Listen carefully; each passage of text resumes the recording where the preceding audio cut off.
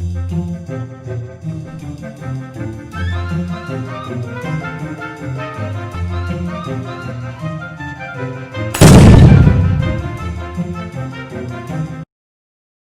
Students, आज हमारा topic रहेगा कोऑपरेटिव सोसाइटीज़। हम अब तक फॉर्म्स ऑफ बिजनेस ऑर्गेनाइजेशन में सोल ट्रेड पूरा पढ़ चुके हैं।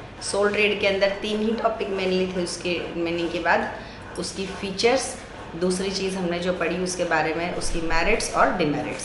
पार्टनरशिप जो है वो हमने 2 दिन टॉपिक किया। पार्टनरशिप में मेनली तो पहले वही है, फीचर्स कौन कौन सी रहेंगी, मेरिट्स और डिमेरिट्स।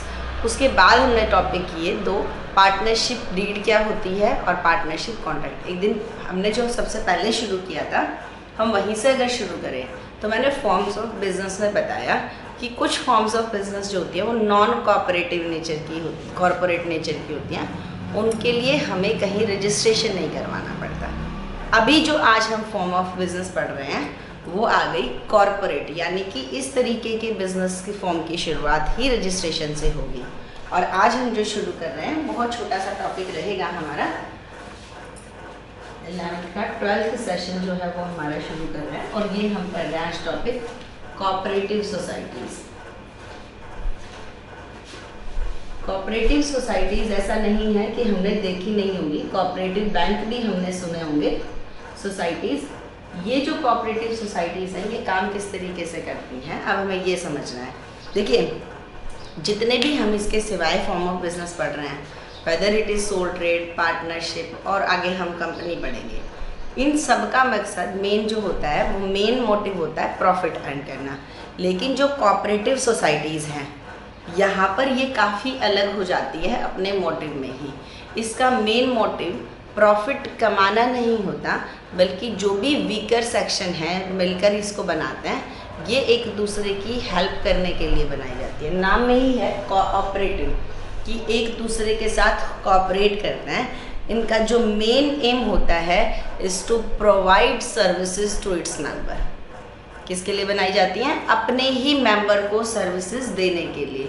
कोऑपरेटिव सोसाइटीज़ को यूँ समझिए, जिस तरीके से बहुत सारे किसान हैं, एग्रीकल्चर कोऑपरेटिव सोसाइटीज़ किस तरीके से बनती हैं, अब वो सबके पास थोड़ी थोड़ी ज़मीन है और बहुत कम रिसोर्सेज हैं, चाहे पैसे की बात करें, मशीनरी इक्विपमेंट्स की बात करें, तो वो अब बड़े फार्मर का सामना या बहुत मार्केट के अंदर चीज़ें हैं उन सब चीज़ों के लिए कैसे डील कर सकते हैं। सभी फार्मर मिलकर अगर कोऑपरेटिव फार्मिंग करना शुरू कर दें, अपने खेत हैं उनके साथ लगते हैं, कुछ फार्मर इकट्ठे मिलकर कोऑपरेटिव फार्मिंग, चाइना में इस तरीके की कोऑपरेटिव फार्मिंग बहुत की जाती है कि जो भी छोटे छोटे फार्मर्स हैं वो आसपास अपने खेतों के को इकट्ठा मिला लेते हैं और मिलकर खेती करते हैं। तो वो उनके जो लिमिटेड रिसोर्सेज हैं उनको कहीं ज़्यादा अच्छी तरीके से यूज़ कर पाते हैं।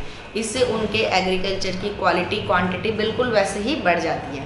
तो यहाँ पर कोऑपरेटिव सर्विसेज सोसाइटीज़ को पहले ये समझिए कि ये बाकी फॉर्म ऑफ बिजनेस से किस तरीके से अलग है, कि बाकी सबका मेन मोटिव है टू अर्न प्रॉफिट और इनका मेन मोटिव जो रहेगा to provide services to its member. इनके जो मेंबर रहेंगे उन्हीं को सर्विसेज प्रोवाइड करना है। और ये एक वॉलेंट्री एसोसिएशन होती है। इसके लिए पहला वर्ड जो बोला जाता है, cooperative association is a voluntary association. Voluntary association किसका है?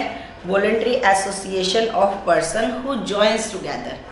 ठीक है, तो यहाँ पर है कि कोऑपरेटिव सोसाइटीज़ क्या हैं? It is a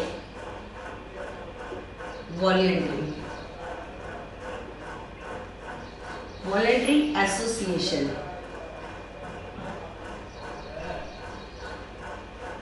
of person.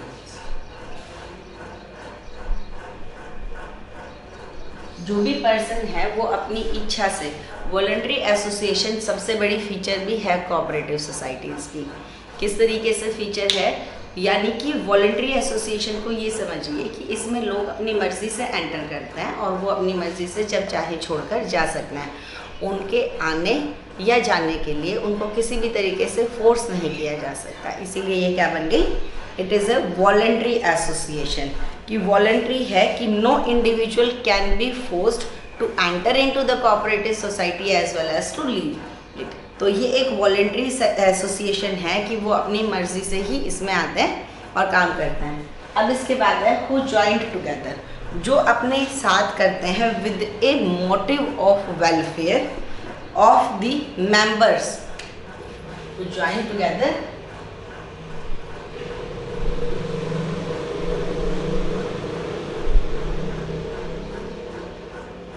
जो एक साथ मिलकर जो है काम करना शुरू करते हैं। किसके लिए काम कर सकते हैं? With the motive of, motive क्या है?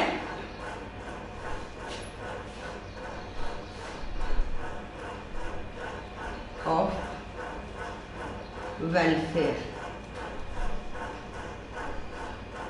ऑफ इट्स मेंबर, अपने ही मेंबर्स के वेलफेयर के लिए साथ मिलकर काम करना शुरू करते हैं by providing services to them, उनको हम सर्विसेज प्रोवाइड करते हैं। प्रोवाइडिंग सर्विसेज टू देम, ये हमारी डेफिनेशन पूरी हो जाती है। हमें समझना ये है कि कोऑपरेटिव सोसाइटीज़, पहली चीज़ जो ये दूसरों से अलग है, जो हमने अभी तक पढ़े सोल ट्रेड और पार्टनरशिप, उन सब का रजिस्ट्रेशन ज़रूरी नहीं है। ये लेकिन क्या है, कॉरपोरेट फॉर्म में आ जाती है, इनका रजिस्ट्रेशन कंपल्सरी है। Indian cooperative societies, Indian cooperative societies act जो है, सोसाइटीज़ एक्ट 1912 यहाँ पर लगता है। इससे पहले इंडियन पार्टनरशिप एक्ट हमने पढ़ा था, वहाँ पर इंडियन पार्टनरशिप एक्ट 1932 अप्लाई होता है, लेकिन वहाँ रजिस्ट्रेशन करवाना कंपलसरी नहीं है। जबकि कोऑपरेटिव सोसाइटीज़ में हम कह रहे हैं पहली चीज़ है it is a corporate form of business. तो कॉरपोरेट फॉर्म का मतलब है कि रजिस्ट्रेशन तो इसका मस्ट है। दूसरी चीज़ है it is a voluntary association. Voluntary association जिसमें लोग अपनी मर्जी से जो है एंटर करते हैं और उनका मकसद सिर्फ प्रॉफिट कमाना नहीं होता, वो मेनली जितने भी मेंबर्स हैं अपने पूरे सारे रिसोर्सेज को इकट्ठा करके एक दूसरे की मदद के ऑब्जेक्टिव से ही काम कर रहे होते हैं, पहली चीज़। अब इसके बाद जो नेक्स्ट टॉपिक हम पढ़ने वाले हैं वो है इसकी फीचर्स। कोऑपरेटिव सोसाइटीज़ के अंदर क्या क्या फीचर्स रहेंगी वो हम देख लेते हैं। देखिए सबसे पहली फीचर्स वो आ गई जो हमारी, वो यही आ गई। इसकी पहली फीचर जो है वॉलेंट्री एसोसिएशन। वॉलेंट्री एसोसिएशन हम बोल चुके हैं कि इसके अंदर क्या रहेगा कि सभी मेंबर अपनी इच्छा से आएंगे और जब वो चाहेंगे उसको छोड़कर जा सकते हैं। तो इसके अंदर कोई किसी को फोर्स नहीं कर सकता आने के लिए या जाने के लिए, सबका इक्वल राइट है। जब जो कोई चाहे इसका मेंबर बन सकता है और जब चाहे इसको छोड़कर जा सकता है। ये चीज़ इसमें एक आती है। एक इसकी बहुत अलग फीचर हो गई लीगल स्टेटस। इससे पहले हमारा सोल ट्रेडर वाली बात आ गई, सोल प्रोप्राइटर जिसको हम कह रहे थे, या अगर हम देखें पार्टनरशिप, उनमें से किसी का लीगल स्टेटस हमारा नहीं आया था, यानी उनकी कोई कानूनी पहचान नहीं थी। सोल प्रोप्राइटरशिप को तो आप रजिस्टर ही नहीं करवा रहे थे, और पार्टनरशिप को रजिस्टर करवाने के बाद भी पार्टनरशिप के रूल उस पर अप्लाई होंगे, लेकिन यहाँ पर इसकी पूरी तरीके से लीगल स्टेटस आ जाएगा। इंडियन कोऑपरेटिव सोसाइटीज़ 1912 के अंदर हम इसको रजिस्टर्ड करवा रहे होते हैं। सोसाइटी अपने नाम से प्रॉपर्टीज़ खरीद सकती है, बेच सकती है, अपने नाम से लाइबिलिटीज़ क्रिएट कर सकती है, तो ये सब अपने नाम से काम कर सकती है। तो इसके अंदर एक चीज़ ये बहुत अलग हो जाएगी कि इसका एक लीगल स्टेटस आ जाता है। इसी से मिलती जुलती चीज़ है, ये भी इसकी एक यूनिक फीचर है जो इससे पहले हमने नहीं पढ़ी थी, लिमिटेड लाइबिलिटी। लिमिटेड लाइबिलिटीज हैं, all member will enjoy the benefit of limited liability, their personal assets can not be used for their business obligation. Business के अंदर आपने जितना पैसा लगा दिया कि सारे किसानों ने मिलकर, मान लीजिए अपने, उनके पास बहुत सारी ज़मीन थी पर उन्होंने अपनी कुछ ज़मीन के टुकड़े मिलाकर कोऑपरेटिव फार्मिंग करी, उसमें अगर उनका कुछ लॉस भी आ गया तो बाकी उनकी पर्सनल प्रॉपर्टी को हाथ नहीं लगा सकते हो। पर्सनल प्रॉपर्टी और बिजनेस प्रॉपर्टी इस सब का कंसेप्ट बिल्कुल अलग हो जाता है, और यहाँ पर इनकी लिमिटेड लाइबिलिटी होती है। पार्टनरशिप में, सोल प्रोप्राइटर में तो हमने पढ़ा कि सारों की ही लाइबिलिटी किस तरीके से गई, प्रोप्राइटर में तो सारी ही लाइबिलिटी अनलिमिटेड थी, एक ही तो पर्सन है। पार्टनरशिप में ये हुआ कि जनरल में तो हमने बोला सभी की लाइबिलिटी अनलिमिटेड है, लेकिन हमने लिमिटेड पार्टनरशिप में देखा कि एक की कुछ केसेस में हो सकती है। लेकिन यहाँ पर अगर हम बात करें तो पार्टनरशिप हमारी किस तरीके से रहेगी, लिमिटेड रहेगी, यानी कि आपकी बिजनेस एसेट्स जो है वो अलग हैं, पर्सनल एसेट्स अलग हैं। In no case your personal assets can be used for business obligation, वो कुछ नहीं हो सकता। इसके बाद होता है कंट्रोल की बात। कंट्रोल है कोऑपरेटिव सोसाइटीज़ में मिनिमम ही 10 लोग होते हैं, ठीक है। कंट्रोल की जहाँ तक बात होती है तो जो भी इलेक्टेड पर्सन होते हैं कोऑपरेटिव सोसाइटीज़ में, बहुत सारे लोग होते हैं, वो मिलजुल कर वोट करते हैं। 1 पर्सन 1 वोट का रूल अप्लाई होता है। तो इस केस के अंदर हज़ारों लोग भी हो सकते हैं और वो सब मिलकर अपने जो कमेटी चूज़ कर लेते हैं, एडमिनिस्ट्रेटिव अथॉरिटी चूज़ कर लेते हैं, वही सब लोग मिलकर इसको चला रहे होते हैं। तो मेंबर्स को अपने सजेशंस देने का अधिकार है, प्रॉब्लम्स को डिस्कस किया जाता है कमेटीज़ में, लेकिन वो सब लोग अपने कंट्रोल के लिए अपनी मैनेजमेंट अथॉरिटी को चूज़ कर लेते हैं। तो इसका कंट्रोल जो है वही इलेक्टेड मेंबर, चुने गए जो भी हैं वही लोग देख रहे होते हैं। तो यहाँ पर है कि एक मैनेजिंग कमेटी बनाई जाती है। कंट्रोल कौन करता है, एक मैनेजिंग कमेटी। और वो मैनेजिंग कमेटी फॉर्म कैसे करती है, जो भी कोऑपरेटिव सोसाइटीज़ के लोग होते हैं वो आपस में वोट करके लोगों को चुनते हैं। वही 3 या 4 5 जितने भी लोग चुने जाते हैं वही मेजरली उसको रन करने के लिए रिस्पॉन्सिबल होते हैं। हालांकि बाकी मेंबर्स के अधिकार ख़त्म नहीं हो जाते, वो अपने ओपिनियन रख सकते हैं, प्रॉब्लम के बारे में सजेशंस जो भी हैं वो उनको दे सकते हैं। और एक और चीज़ जो बहुत अलग रहेगी वो है सर्विस मोटिव, कि इनका मेन मकसद फ़ायदा कमाना है ही नहीं। ये किस उद्देश्य से बनाए गए थे, सर्विस मोटिव के लिए। देखिए गवर्नमेंट ने भी बहुत सारी कोऑपरेटिव सोसाइटीज़ बनाई हैं। कोऑपरेटिव सोसाइटीज़ बनवाने मतलब इनकरेज करती है गवर्नमेंट, ठीक है। कोऑपरेटिव सोसाइटीज़ बनाने का मकसद इतना ही है कि लोग अपने स्मॉल रिसोर्सेज के दायरे को तोड़कर एक दूसरे के साथ मिलकर काम करें और अपने छोटे छोटे रिसोर्सेज को बड़े पूल के रूप में एक दूसरे को फ़ायदा पहुंचाएं। इससे वहाँ पर रिसोर्सेज का बेस्ट यूज़ हो जाएगा। तो ये हमारी चीज़ आ गई, सर्विस मोटिव वाली आ गई।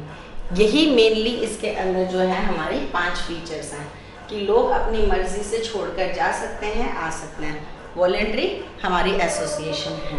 उसके बाद है लीगल स्टेटस है, आपकी अपनी आइडेंटिटी होती है। कोऑपरेटिव सोसाइटी को अपने नाम से बिजनेस कर सकती है, क्लाइंट क्रिएट कर सकती है, एसेट्स लाइबिलिटी बाय सेल सब कर सकती है। लाइबिलिटी लिमिटेड रहेगी सभी मेंबर्स की, इसमें पार्टनर वर्ड यूज़ नहीं होगा, मेंबर्स यूज़ होता है।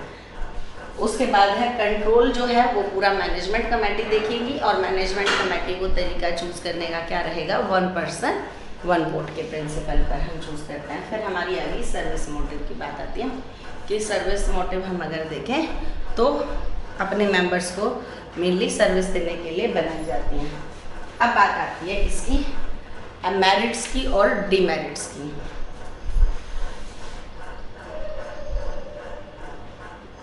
मेरिट्स क्या क्या रहेंगे, इसके प्लस पॉइंट जो हैं हम देखें तो वो क्या रहेगी। सबसे बड़ी मेरिट तो ये है, देखिए सबने जब अपने रिसोर्सेज इकट्ठे किए होते हैं, हो सकता है किसी ने कम किया हो, किसी ने ज़्यादा किया हो, किसी का इकोनॉमिक स्टेटस अलग हो, स्टिल इसके अंदर सभी मेंबर्स को इक्वल वोटिंग राइट मिलता है, ठीक है। तो equal voting rights, 1 person 1 vote का अधिकार होता है। जबकि कंपनी के अंदर क्या होगा, अपने जितने 1 शेयर 1 वोट का राइट्स मिलता है। इसके अंदर आपके पास जितने मर्जी शेयर हो कोई फ़र्क नहीं पड़ता, 1 पर्सन 1 वोट का रूल अप्लाई होगा। दूसरा बहुत बड़ा फ़ायदा लिमिटेड लाइबिलिटी, कि सभी मेंबर्स को ये फ़ायदा रहता है कि उनकी पर्सनल प्रॉपर्टी पर कभी कोई बात नहीं आएगी। तो ये चीज़ भी एक बहुत बड़ा एडवांटेज होती है लिमिटेड लाइबिलिटी। एक है स्टेबल एग्जिस्टेंस, सोल ट्रेड में अगर उस प्रोप्राइटर को कुछ हो गया तो बिजनेस आपका बंद। पार्टनरशिप में भी बहुत ज़्यादा स्टेबिलिटी नहीं होती, ये पूरी तरीके से स्टेबल एग्जिस्टेंस है। स्टेबल एग्जिस्टेंस का मतलब है कि लोग आते रहेंगे जाते रहेंगे, फ़र्क नहीं पड़ता है, कोऑपरेटिव सोसाइटीज़ चलती रहती हैं, तो स्टेबल एग्जिस्टेंस है। स्टेबल एग्जिस्टेंस का मतलब होता है कि किसी मेंबर की डेथ का, रिटायरमेंट का, ठीक है, या उसके इंसॉल्वेंट होने का, दिवालिया होने का, इनसेन होने का, पागल होने का कोई भी फर्क कोऑपरेटिव सोसाइटीज़ पर नहीं आता है। ये भी इसकी फीचर है कि इसकी एग्जिस्टेंस क्या हो जाएगी, स्टेबल हो जाएगी। उसके बाद है support from government. Normally government को पता है कि ये वीकर सेक्शन जो है उसके द्वारा बनाई जाती हैं, और वीकर सेक्शन एक दूसरे की हेल्प के लिए जब इनको बनाया है तो यहाँ पर गवर्नमेंट भी उनको हेल्प करती है। गवर्नमेंट इनको बहुत तरीके के टैक्स हॉलीडेज देती है, कई तरीके की सब्सिडीज़ मिलती रहती हैं। उसके सिवाय भी गवर्नमेंट को जब खुद परचेज करना होता है, गवर्नमेंट भी बहुत बड़ा हमारे देश का कंज्यूमर है ना, वो गरीब लोगों के लिए चीज़ें खरीद रहा है, तो गवर्नमेंट भी अपने बाइंग में इनको सबसे ज़्यादा कंसिडर कर रही होती है, तो गवर्नमेंट की तरफ से भी इनको सपोर्ट आता है। दूसरा, कंपनी जितना, हालांकि सोल ट्रेड से बनाना तो थोड़ा मुश्किल हो गया, लेकिन फिर भी इसमें भी बहुत बड़ी अब जो है फॉर्मेलिटीज़ नहीं करनी पड़ती, बहुत सिंपल सा है। 10 लोग मिलकर अपने आप को कोऑपरेटिव सोसाइटीज़ के तौर पर रजिस्टर करवा सकते हैं, और वो जब चाहें उसको बंद भी करवा सकते हैं। कोई बहुत ज़्यादा, हम ये तो नहीं कहते उनकी तरीके से कि लीगल फॉर्मेलिटीज़ करनी ही नहीं पड़ती, पर कोई बहुत कॉम्प्लेक्स प्रोसीजर नहीं है कोऑपरेटिव सोसाइटीज़ को शुरू करने का और क्लोज़ करने का। तो ये चीज़ें हमारी हो गई, इसकी मेरिट्स हो जाती हैं। 6 हमने इसकी फीचर्स पढ़ी, 6 मेरिट्स हो गई। मेरिट इसकी क्या है कि बहुत आसानी से बनाने से शुरू करते हैं, बहुत आसानी से बना सकते हो। बनाते समय लोगों को आप ये कह सकते हो कि डरने की ज़रूरत नहीं है, जितना इन्वेस्ट कर रहे हो बस उतना ही जाएगा, पर्सनल एसेट्स पे कोई बात नहीं आएगी, ठीक है। तीसरी चीज़ कह रहे हैं कोई छोटा बड़ा नहीं है, सबके पास इक्वल राइट्स रहेंगे, ये भी एक बड़ी चीज़ रहेगी। फिर आपको इससे फ़ायदा नहीं कमा रहे, या दूसरे की सेवा करने के लिए सर्विस मोटिव से काम कर रहे हो, और गवर्नमेंट भी जो है आपको पूरा सपोर्ट करती है इसी काम के लिए, ये भी चीज़ है। और एग्जिस्टेंस जो है इस तरीके की सोसाइटीज़ की स्टेबल होती है, कोई दिक्कत नहीं आती है, ठीक है, किसी मेंबर्स के आने जाने। अब हम इसके करेंगे डिमेरिट्स, यानी कि इस फॉर्म ऑफ बिजनेस के बेस पर अगर हम काम करना शुरू करें तो डिमेरिट्स क्या होती हैं। डिमेरिट्स सबसे पहली होती है लिमिटेड रिसोर्सेज और लिमिटेड कैपिटल, ठीक है, लैक ऑफ रिसोर्सेज भी कह सकते हो। लिमिटेड रिसोर्सेज, देखिए बहुत छोटे छोटे लोग मिलकर, मतलब कंपैरेटिवली कमज़ोर जो वीक सेक्शन के लोग होते हैं वो मिलकर कोऑपरेटिव सोसाइटीज़, ठीक है, तो ये है लिमिटेड रिसोर्सेज और लैक ऑफ फंड्स। ये सबसे बड़ी प्रॉब्लम होती है, क्योंकि हमने देखा कि वीकर सेक्शन के नॉर्मली लोग मिलकर ही कोऑपरेटिव सोसाइटीज़ बनाते हैं एक दूसरे की हेल्प करने के लिए। तो ये कोऑपरेटिव सोसाइटीज़ जो है इनकी सबसे बड़ी प्रॉब्लम है वो है लिमिटेड रिसोर्सेज, कि इनके पास रिसोर्सेज कभी भी बहुत एब्यूरेंस में नहीं होता है, ठीक है। तो ये एक समस्या रहेगी कि पैसे की कमी इनके पास बहुत बड़ी समस्या रहती है। उसके बाद है इनएफिशिएंसी ऑफ मैनेजमेंट। चलिए हमने देखा था इनका कंट्रोल कौन करता है, एक मैनेजमेंट, और मैनेजमेंट जो होती है वो भी प्रोफेशनल मैनेजर्स का ग्रुप नहीं होती। वो मैनेजर्स कैसे आती हैं, वो मैनेजर्स आते हैं, इलेक्टेड जो मेंबर्स होते हैं वही मैनेज कर रहे होते हैं, और वो जो इलेक्टेड मेंबर होते हैं वो नॉर्मली कोई बड़े प्रोफेशनल्स तो होते नहीं हैं, इसलिए उनके डिसीजन इतने ज़्यादा बैलेंस्ड और कम्पिटिटिवली स्ट्रॉन्ग नहीं माने जाते हैं। नॉर्मली ये देखा जाता है इनकी मैनेजमेंट के डिसीज़न की क्वालिटी बहुत अच्छी नहीं होती, बहुत स्पीडी और एफिशिएंसी ये डिसीज़न नहीं ले पाते हैं, क्योंकि आम ही लोग होते हैं जिनको बहुत ज़्यादा उन चीज़ों की शायद समझ ना हो। तो यहाँ पर है इनएफिशिएंसी मैनेजमेंट में रहती है, बहुत ज़्यादा कॉम्पिटिटिव और स्ट्रॉन्ग डिसीज़न, बैलेंस्ड डिसीज़न नहीं निकल कर आते हैं। ये भी एक बड़ी प्रॉब्लम जो है इसमें रहती है। तीसरी चीज़ होती है लैक ऑफ सीक्रेसी। सीक्रेसी पूरी बिल्कुल ख़त्म है आपकी, क्योंकि आपको गवर्नमेंट सब्सिडी दे रही है, हेल्प कर रही है, गवर्नमेंट भी आपके अकाउंट ऑडिट करवा सकती है, मेंबर्स कोई चाहे आ सकता है, जा सकता है, सारी भी जो इन्फॉर्मेशन होंगी वो सबके सामने डिस्क्लोज करनी पड़ती हैं। तो सीक्रेसी वाली जो चीज़ है वो तो बिल्कुल ही ख़त्म हो जाती है कि आपका कोई भी प्लान होगा, ठीक है, आप इन चीज़ों को सीक्रेट नहीं रख सकते हो। सीक्रेसी की बहुत ज़्यादा कमी इसके अंदर आती है। फिर इसके बाद आती है गवर्नमेंट कंट्रोल। देखिए गवर्नमेंट अगर पैसा देगी, हेल्प करेगी, तो गवर्नमेंट कंट्रोल भी रखेगी, तो गवर्नमेंट की तरफ से इंटरफेयर इसके अंदर होती रहती है, जिसकी वजह से ये बहुत ज़्यादा ऑपरेटिव एफिशिएंसी या इनिशिएटिव उसके साथ काम नहीं कर पाते। ऑपरेटिव इनएफिशिएंसी है कि डे टू डे नए नए डिसीजन लेकर आना। गवर्नमेंट इनके ऊपर किसी न किसी तरीके से ऑडिट रखती ही है, कंट्रोल रखती ही है।